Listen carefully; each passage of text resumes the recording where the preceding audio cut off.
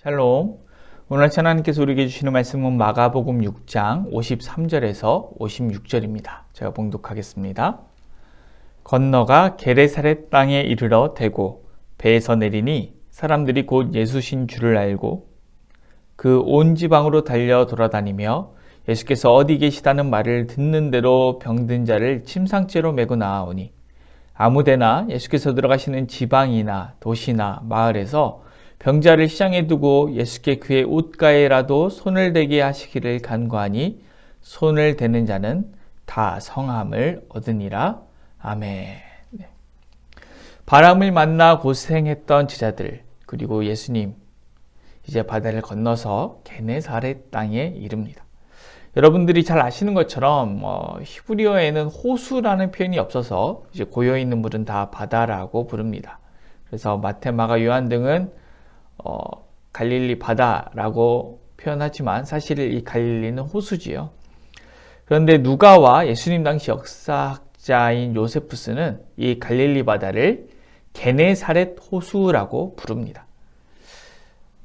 그러니 이 게네사렛이라는 동네는 갈릴리 호수 인근에서 가장 대표되는 동네 중에 하나인 것을 우리가 알 수 있습니다. 이곳은 예수님의 주 활동 무대였던 가버나움과 매우 가깝기 때문에 배에서 내리자마자 사람들이 예수님의 일행을 바로 알아보았습니다.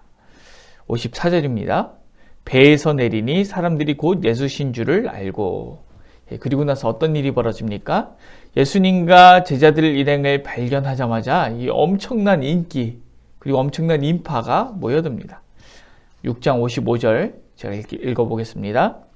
그 온 지방으로 달려 돌아다니며 예수께서 어디 계시다는 말을 듣는 대로 병든 자를 침상째로 메고 나오니 온 지방으로 달려 돌아다니면서 이제 예수님 오셨다는 소식을 전하기 위해서 온 지방으로 달려 돌아다니는 사람들이 있었습니다. 또 예수님이 어디에 오셨다 말을 듣는 대로 병자들을 침상째로 메고 나옵니다. 56절 제가 읽어보겠습니다. 아무데나 예수께서 들어가시는 지방이나 도시나 마을에서 병자를 시장에 두고 예수께 그의 옷가에라도 손을 대게 하시기를 간구하니 손을 대는 자마다 다 성함을 얻으니라. 예수님께서 어디에 들어가시든지 그 지역의 시장에는 병자들이 넘쳐나고 모두가 예수님의 옷가에 손을 대기를 간구합니다. 그리고 손을 대는 자마다 성함을 얻습니다. 사랑하는 선한 이웃 우리교회 성도 여러분, 우리들도 이 사람들의 심정을 잘 알고 있으리라 생각합니다. 우리가 몸이 아플 때, 또 우리 가족들의 몸이 아플 때 우리가 어떻게 합니까? 조금이라도 더 유명한 병원, 조금이라도 더 유명한 의사를 찾기 위해 애를 씁니다. 그 병원이 아무리 멀어도 그 의사가 예약 잡기가 아무리 오래 걸려도 1, 2년이 걸리더라도 그 의사에게 꼭 진료받고 싶어 합니다. 얼마 전에 미디어에서 아주 유명한 청소년 소아정신과 의사 선생님의 진료비가 너무 비싸다, 예약 잡기가 너무 어렵다, 이것이 잠깐 논란이 됐던 적이 있었습니다. 또 코로나가 처음 번질 때 일부 기도원을 중심으로 코로나가 확산된 적이 있는데 이 기도원이 신유의 은사가 일어나기로 유명한 기도원이었다, 이런 뉴스 보도를 본 적이 있습니다. 여러분 어떻습니까? 나 자신이나 우리의 소중한 가족이 정말로 고치기 어려운 병에 걸렸는데 코로나가 아니라 더 심각한 전염병이 창궐한 곳이라고 해도 그곳에 가서 나을 수만 있다면 무조건 가지 않겠습니까? 우리가 전염병이 창궐한 상태에서 기도원에서 방역수칙을 지키지 않는 것에 대해서는 당연히 비난할 수 있지만 그런 절박한 마음에 대해서는 우리가 모두 공감할 수 있다고 생각합니다. 그런데 예수님께서는 참 의원이 되셔서 게네사렛에서 많은 사람의 질병을 고치시고 계십니다. 이들에게 나온 사람들의 마음 얼마나 절박하겠습니까? 시장을 가득 메울 정도로 이 길거리에 침상이 막 넘쳐날 정도로 그렇게 많이 모여서 예수님의 옷에 손을 대기를 간구하는 것이죠. 그런데 여러분, 예수님의 이런 놀라운 능력은 그저 예수님이 하나님의 아들이시기 때문에 나타나는 초능력, 슈퍼파워일까요? 그렇지 않습니다. 성경은 그렇게 기록하고 있지 않습니다. 성경은 그 놀라운 기적의 대가에 대해서 다음과 같이 기록합니다. 이사야 53장 4절에서 6절 제가 한번 읽어보겠습니다. 그는 실로 우리의 질고를 지고 우리의 슬픔을 당하였거늘 우리는 생각하기를 그는 징벌을 받아 하나님께 맞으며 고난을 당한다 하였노라. 그가 찔림은 우리의 허물 때문이요 그가 상함은 우리의 죄악 때문이라. 그가 징계를 받음으로 우리는 평화를 누리고 그가 채찍에 맞음으로 우리는 나음을 받았도다. 우리는 다 양 같아서 그릇 행하여 각기 제 길로 갔거늘 여호와께서는 우리 모두의 죄악을 그에게 담당시키셨도다. 아멘. 그는 실로 우리의 질고를 치고 우리의 슬픔을 당하셨다. 그가 징계를 받음으로 우리는 평화를 누리고 그가 채찍에 맞음으로 우리는 나음을 받았다. 여호와께서는 우리 모두의 죄악을 그에게 담당시키셨도다. 많은 사람들의 질병과 고통이 예수님의 옷자락에 닿을 때 예수님께서는 그것을 통하여서 그 모든 사람들의 질고를 치고 예루살렘으로 향하여 가시는 것입니다. 십자가를 향하여 가시는 것입니다. 우리가 나음을 얻은 이유는 그 예수님이 채찍에 맞았기 때문이고 예수님께서 십자가를 지셨기 때문인 것입니다. 우리는 예수님의 옷자락에서 나오는 슈퍼파워 초능력을 바라보지만 예수님은 우리의 모든 질고를 짊어지고 십자가로 가셔서 우리의 모든 병든 것과 모든 약한 것을 고치시는 것입니다. 여러분, 어제 우리가 살펴본 것처럼 제자들은 완전히 탈진한 상태에서 배에 탔습니다. 그리고 바람이 불어서 쉬지도 못하고 계속해서 노를 저어야 했습니다. 이렇게 탈진한 상태에서 사투를 벌였으니 그 탈진함이 얼마나 더 심해졌겠습니까? 그런데 오늘 본문을 보면 무태에 도착하자마자 바로 사람들이 모여들어서 사역이 곧바로 시작되는 것을 볼 수 있습니다. 그런데 어떻게 이런 일이 가능할까요? 어제 읽었던 본문의 마지막을 읽어보겠습니다. 6장 52절입니다. 이는 그들이 그 떡 떼시던 일을 깨닫지 못하고 도리어 그 마음이 둔하여졌음이로라.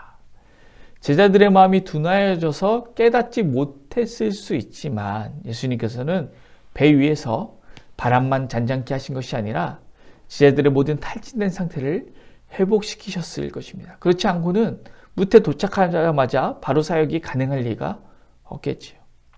예수님께서 제자들을 무리와 분리시켜 배에 태우실 때 그때까지만 해도 즉시 제자들을 재촉하사 이렇게 긴박할 정도였고 또 바다 위에서 바람과 사투를 벌였는데 무태 도착하자마자 바로 사역을 했다는 것은 그들이 회복됐다는 것을 우리가 생각할 수밖에 없는 것이죠. 근데 이런 상황에 대한 언급은 우리가 살펴볼 수 없습니다. 아마 제자들의 일상에는 많은 사람들이 간절히 바라는 이러한 기적들 매일 일어나고 있는지 모릅니다.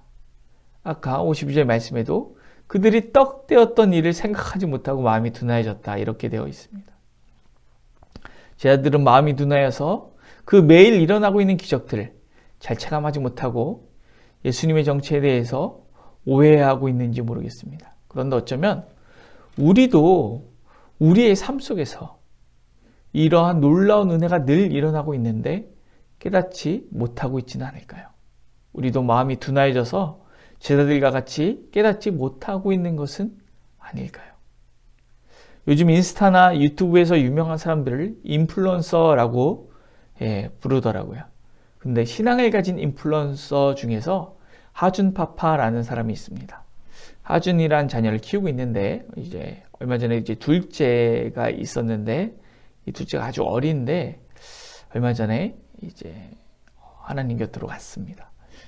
CBS의 새롭게 하소서라는 프로그램에 나와서 간증하는 것을 보았는데 둘째 아이가 토를 많이 하고 울어서 짜증이 나서 이 가제수건으로 토를 닦아준 다음에 이제 확 집어 던졌다고 그렇게 말하더라고요. 그런데 아이가 죽고 나서야 그것이 축복이었구나. 위장된 축복이었구나. 그것을 깨달았다고 합니다. 다시 그때로 돌아간다면 세탁소를 차려서라도 가제수건 집어 던지지 않고 1000번, 10,000번이라도 내가 빨아줄 수 있다. 이렇게 울먹이면서 이야기하는데 참 마음이 아팠습니다. 아이가 울고 토하는 것, 그 육아의 고통이 모두 다 위장된 축복이었다. 우리에게 일어나고 있는 힘들고 고달픈 일들은 어쩌면 주님께서 늘 베풀어주고 계신 위장된 축복인지 모르겠습니다. 제자들은 이렇게 힘들게 사역하고 너무 지쳐서 배에 탔는데 또 바람이랑 싸웠는데 바로 이어서 벌어지는 사역에 불평하고 불만을 말했을지도 모르겠습니다. 그러나 그들 곁에는 늘 징계를 받음으로 우리에게 평화를 주시는 예수님의 은혜 늘 있었습니다. 오늘 우리의 삶에서 주님께서 주시는 위장된 축복은 무엇일까요? 우리의 마음이 둔화해져서 깨닫지 못하고 있는 위장된 축복은 무엇일까요? 오늘 우리의 삶에 있는 위장된 축복을 찾아서 감사하는 그런 하루가 되었으면 좋겠습니다. 남들은 온 동네방네 뛰어다니면서 예수님 오셨다고 알리고 병자들을 침상에 메고 시장바닥을 헤매이는데 늘 우리 곁에 계셔서 위장된 축복을 늘 허락하시는 우리 주님의 은혜를 깨닫고 감사하는 하루 되었으면 좋겠습니다. 기도하겠습니다. 사랑이 많으신 하나님 감사합니다. 오늘 우리의 삶에 얼마나 위장된 축복이 많은지 모르겠습니다. 세상 모든 사람 참된 위로와 평안 찾아 헤매이는데 우리는 참된 위로와 평안의 근원이신 주님과 늘 동행하면서도 마음이 둔화해져서 위장된 축복을 모른 채 늘 불평하며 살고 있습니다. 오늘 하루는 나의 삶이 주어지는 위장된 축복 속에서 마음을 밝혀서 그것을 발견하고 하나님께 감사하는 하루가 될 수 있도록 역사하여 주시옵소서. 감사를 드리며 예수님의 이름으로 기도드립니다. 아멘. 오늘 도고 기도는 회복된 가정 위에 세워진 공동체가 되기 위하여 기도하겠습니다. 생명력 넘치는 건강한 교회를 위하여, 널리 나누고 베푸는 풍성한 교회를 위하여, 그리고 사랑함으로 섬기고 교제하는 화목한 교회를 위하여 기도하겠습니다. 또 우리 주변에 어려움 가운데 있는 이웃들, 또 고통 가운데 있는 또 이웃들을 위해서 기도하시고, 이제 위드 코로나 국면으로 전환되는데 그 가운데 하나님 은혜 가운데 일상의 회복이 잘 이루어질 수 있도록 함께 기도하며 주님 앞에 나아갔으면 좋겠습니다. 기도하시겠습니다.